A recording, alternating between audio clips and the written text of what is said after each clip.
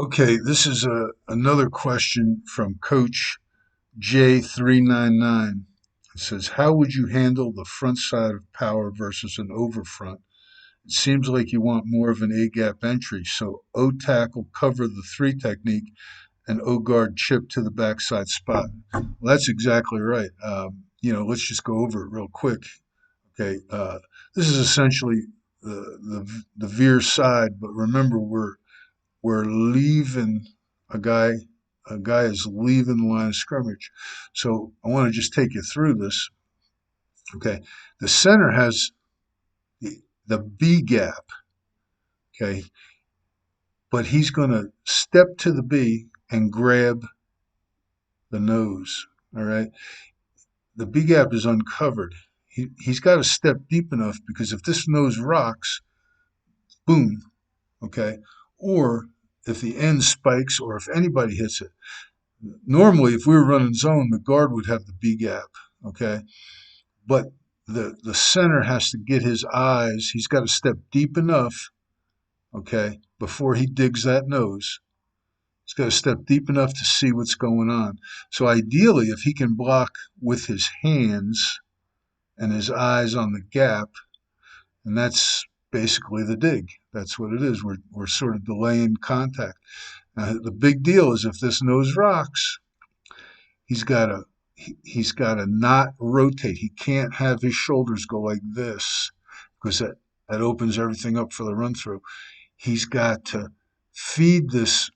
Okay, he's got to stuff this, not feed it, stuff it to the guard. He's got to stay there and let everything come to him. Okay, he can't chase it and he can't go running out of there, but he cannot rotate. Okay, he's got to trust that the guard is there. The guard, if this is an over front, he knows he's got a little smoke here. Okay, if this guy's in a G, he's basically going to red light. But here, you could almost argue that this is, he's a threat. I want this guy to step deep enough so that that nose hits it, he's going to pick it up. So the chip, okay, because it's on the second step contact, the first step doesn't really matter. Okay, so he can get his eyes on that nose and make sure. Now, if the nose disappears, it doesn't mean that he just goes whistling back. He can't rotate either. He's got to keep an open leg, an open leg. Okay, and he's, of course, working to that spot, and so is this guy. Now, the center would obviously say even here. Okay, this is an over front. Okay, here's your spots. Everything's good. We're assuming that that double team, and we're not going to that backer. We're making that backer come to him. We're assuming that that double team's going to shut that off and make a wall here. Okay, going to make a wall. The guard we talked about last night, he's a skip puller. Going to get depth. He's 1, 2, 3 and up. If this thing is junk, last night I told you he can slide. If when in doubt, blow the whole thing up. Okay, stay as tight as you can to this double team. Do not drift. Don't turn your shoulders. Keep your shoulders this way when you drop pull like that. Don't turn your shoulders. Don't pull. Don't do that because you'll never sort that out. You turn your shoulders, you got to bang. You got to make a 90-degree. This guy's going to ear hole you. Okay. I'm assuming you're going one back. I mean, two back power is a whole nother animal. You add a fullback and they add a guy. Okay, this is again to me an Apache. If we're going to go A gap entry, if you can stick block this guy, okay, and knock him back, great. But if that guy spikes, he's gonna hit the tailback in the backfield. I would rather Apache this, okay, skip Apache, and our new Apache is skip. I shouldn't say new. We've been doing it for about 12 years. Uh, you just got to get leverage on that defender. Now, adding the shoulder roll, which we always did on arc, but adding it to the skip, it'll give you what you want. And all you want to do is stay as square as you can and keep this guy on your outside pad. Okay? Obviously, if he spikes out your skipping, you're going to blow him up and the thing will bounce. Okay. If he steps out, don't rotate, don't chase him. Square up, square to air. Here comes the cross. Here comes the spot going right to the tailback. Okay. Now the problem is, if you look at this post safety, okay, you got four spots filled. When this guy isn't here, this is usually a nine technique. It's pretty easy. But I used to get into arguments every week. Oh, why can't we run power? I don't know. You can run power, but what if they go post safety?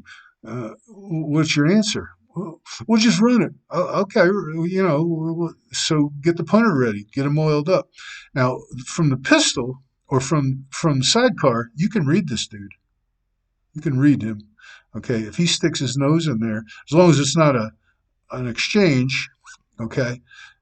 If it's an exchange, of course he's coming. The tight end's got to pick him up. You're reading this thing. Your quarterback's going to pull the ball. Okay, against post safety, it's man coverage.